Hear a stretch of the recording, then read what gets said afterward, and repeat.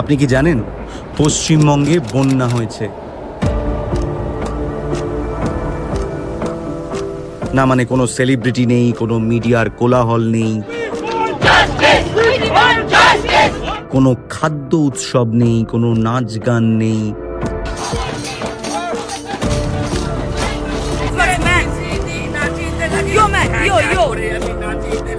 তাই মিডিয়া হয়তো বলেনি আপনাদের।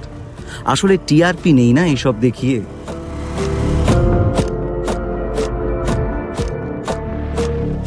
যাই হোক, এই দেখুন বর্তমান অবস্থা।